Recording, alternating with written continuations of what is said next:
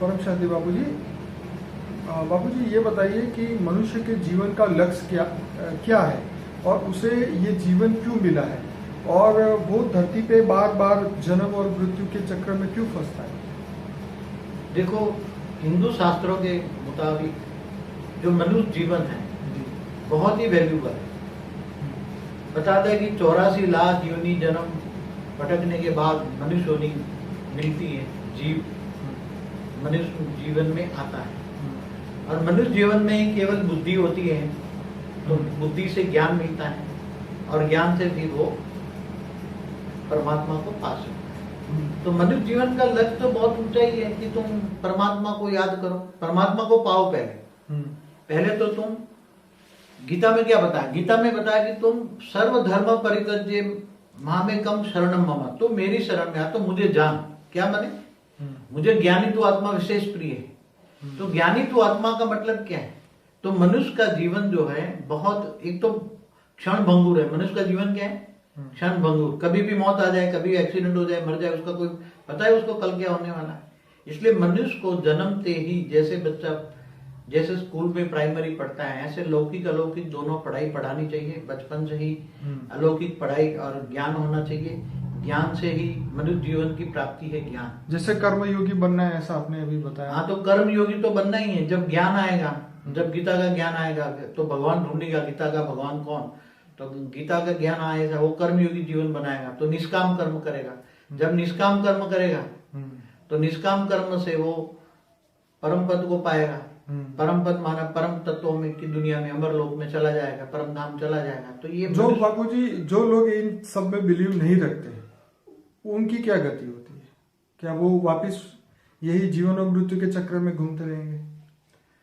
जो आत्मा, मनुष्य आत्मा इन सभी चीजों में, आत्मा परमात्मा या कोई धर्म नाथ जात में नहीं, मतलब ना धर्म में नहीं विश्वास करते, कोई भी धर्म में, चाहे कहीं भी, किसी में भी बिलीव नहीं करता, तो वो नास्तिक कहलाता है।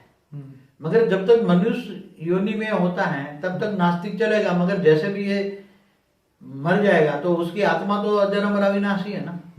तो आत्मा मरने के बाद, तो आत्मा जब भूत योनि में जाती है तो उसको अरबों खरबों भूत दिखते हैं ना। अरबों खरबों भूत दिखेगा ना। तो उसके बाद अरबों खरबों भूत आएगा, बोलेगा कि तू, तेरे ये कर्म है, तू हिसाब से, फिर दोबारा उसको समझाएंगे। नहीं तो फिर भूत प्रवृत्ति योनि में वो दुख पाएगा, बहुत दुख पाएगा, तब तो भगवान को मानेगा ना कहीं ना कहीं, किसी को तो मानेगा ना। क्योंकि सूक्ष्म जगत में भी बड़े बड़े महर्षि बैठे हैं, वो तुम्हें भगवान का ज्ञान देते हैं। तो ऐसे भूत आत्मा प्रेतात्मा बनती है, और प्रेतात्मा बनने के बाद वो भगवान को मानती है, और मानने के बाद वो सोचती है तो वापिस जब वो फिर से जन्म लेगा तो क्या वो फिर से बिलीव करेगा या नहीं करेगा? वो तो अब जब जन्म लेने से पहले उसकी आत्मा अगर बिलीव करती है तो वो दोबारा बिलीव करेगा। बाबूजी एक बात बताइए, अगर हम आज इस जन्म में अगर हम परमात्मा के अस्तित्व को मानते हैं तो क्या इसका मतलब ये भी हुआ कि हमारे जन्म से पहले भी हम परमात्मा को मानते थे? मनुष्य आत्मा कई जन्म तक परमात्मा को याद करती है, परमात्मा को बिलीव करती है, तब तक मनुष्य जन्म मिलता है। अगर वो परमात्मा को बिलीव न करे तो वो आत्मा भूत पिशाच योनि में चली जाती है। फिर उसकी आत्मा में शक्ति नहीं रहती तो दूसरी योनियों में चली जाती है। ऐसी आत्माएं मनुष्य नहीं बन सकती, बार बार एक बार ही चांस मिलता है। इसलिए कई जन्मों से मनुष्य भगवान को ढूंढता है, परमात्मा को ढूंढता है, तब दोबारा मनुष्य, कई बार मनुष्य बनता है। कई जन्मों के अंत में उसको परमात्मा का ज्ञान इमर्ज होता है। तो इस जीवन में उसको अब क्या करना चाहिए जो बाकी जीवन है उसमें?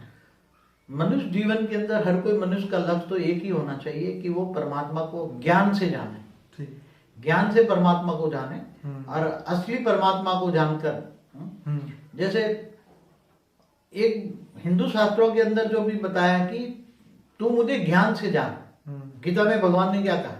भगवान कृष्ण ने कहा कि मैं जप तप ध्यान योग से नहीं मिलता, मैं ज्ञान से मिलता हूँ। इसलिए तू मुझे ज्ञान से जान, ज्ञान से जान। इसलिए ज्ञानी तो आत्मा मुझे विशेष प्रिय है। इसलिए मनुष्य आत्मा को परमात्मा के बारे में ज्ञान लेना चाहिए, गीता पढ़नी चाहिए, गीता का ज्ञान जानना चाहिए। गीता सर्व शास्त्रों में गीता श्रेष्ठ शिरोमणि है, ऐसा हम नहीं कहते, विदेश वाले भी कहते हैं। जिन्होंने, विदेश वालों ने जो गीता का ज्ञान पढ़ा है, एक कहते, एक बहुत बड़ा आदमी था, क्या नाम था, जिसने गीता पढ़ा तो गीता को सिर पे रखकर वो नाचने लगा था, इतना गीता ज्ञान से प्रभावित था। इसलिए गीता का ज्ञान सर्व ज्ञान है, और गीता का ज्ञान जब लोगे तो 18 प्रकार के गीता में योग बताए गए हैं। योग 18 प्रकार में। सर्वश्रेष्ठ है राजयोग। राजयोग माना सारे राज को जानने वाला। जो सारे राज को जानता है वो उत्तम मनुष्य बनता है, राजयोगी। तो सारे राज को जानना माना सारे ज्ञान को जानना, सारे ज्ञान को जानना माना परमात्मा को जानना। और जब आत्मा परमात्मा का मिलन होता है, योग माना कनेक्शन होता है, तो आत्मा में शक्ति आती है। और आत्मा में शक्ति आती है तो ये मनुष्य जीवन सफल होता है। और धीरे धीरे आत्मा जब शरीर छोड़ता है तो परमात्मा के पास चली जाती है।